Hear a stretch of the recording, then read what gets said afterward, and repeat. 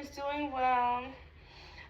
So these are my notes that I took over, confidence and anxiety notes. I did watch all of the videos that I needed to watch, and I did actually learn quite a bit as far as confidence and speaking and the anxiety part of the communication. So, in my notes, in the first section of how to begin and start your speech, I know that it is very important to double check the technology because technology is technology and anything could happen. So it's important to double check, especially if you have any slideshows or anything of that nature. Make sure that you could start with like a open story, a story opening that directly relates to the audience. You should always stick to the plan and never just kind of last minute think to add something into your speech because that can derail you from the actual message and the point that you're trying to get across. You should ask key questions.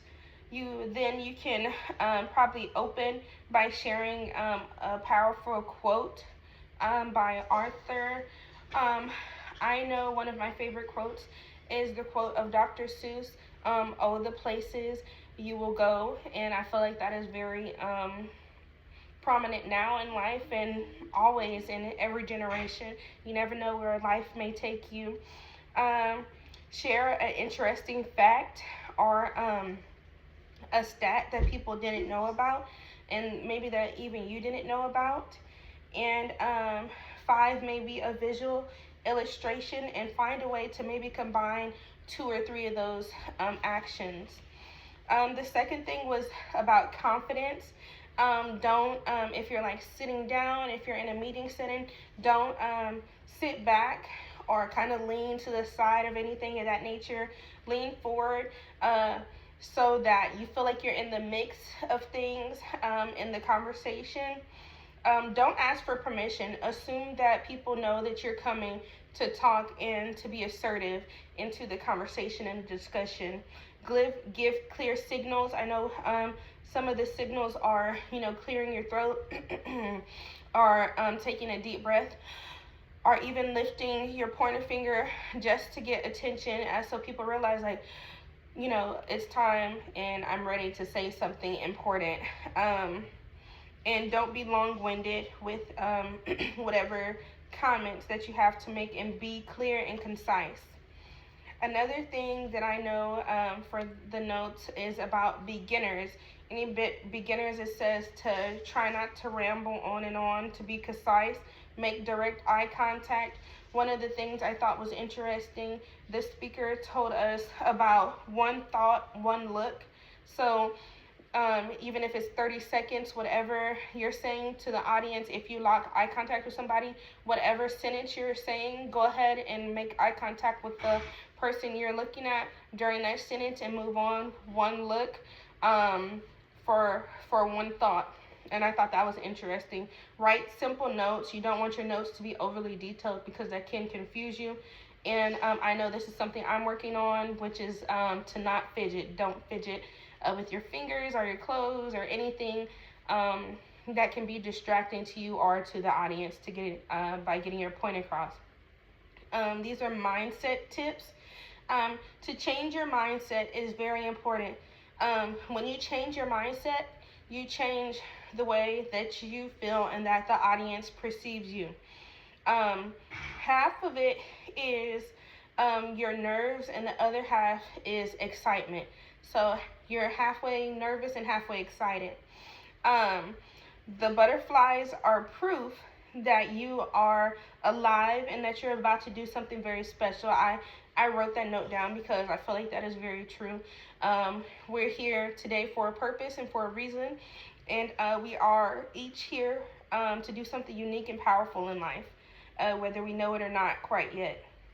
And people cannot tell that you're nervous. Inside, you're like, oh my gosh, I know that, I look nervous. I'm probably sweating or anything of that nature. At least those are things that I think about. And people cannot tell. And only for 60 seconds do you have a spike of anxiety. After that first 60 seconds, that anxiety goes away and dwindles, and then it's just left with excitement in finishing your speech. Um, Behavioral tips. To practice at least 10 times, so that you do feel confident in what you're saying. Focus on the message in the audience, and you can imagine in the or not imagine, but create an image for the first 30 seconds in a positive way, and you can imagine that, okay, I'm going to go out there, it's going to be great, and I'm going to start off with presenting the best speech anyone has heard, and that is a positive way of getting you out there and helping the nerves to kind of go away.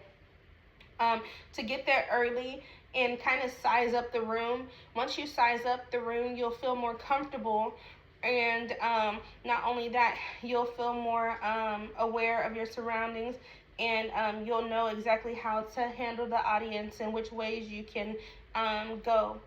And try to meet the audience beforehand to get more information, or set a meeting with whoever the supervisor is, and that will help as well as getting to know the audience.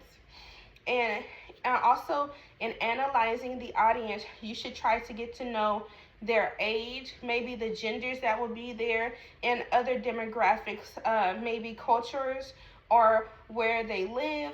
All of these things are important with knowing your audience. Your attitude and their attitude are very important. So these are things to go into knowing to have a positive attitude and to be confident when in front of your audience. To try to give a survey prior will help, so you can know what things that they really want to learn and know about in your speech, so you can make sure you hit all of those things to really help inform the audience, because that is why you're speaking, to inform the audience and to help them in different ways. To tell memorable stories. I think this is very important. You need to know what is your point in the story to not lose your audience. You need to really have a good story. Tailor your story to the needs of the audience. How can I help them? And it is different to tell a story than to actually be a storyteller. Anyone can tell a story, but to actually be a storyteller, to put little details of the background noise of the ocean and the seashells and things of that nature, that is to be a true storyteller. Get very detailed. If you have an accent, or even everyone has an accent, believe it or not, but this is our American accent that we're used to, especially in southern states. So everyone has an accent. It is good to emphasize key words. Function words don't hold as much meaning. So those are words that maybe you can kind of put to the side and make sure that you're actually giving keywords. Pronounce correctly. Pronunciation is key, so that the audience is understanding and not guessing what you're getting at. Make sure you slow down. You don't speak too fast. And professional speech is clear speech. And that is one thing I am going to take with me, to make sure my pronunciation is correct with all of the things that I do say.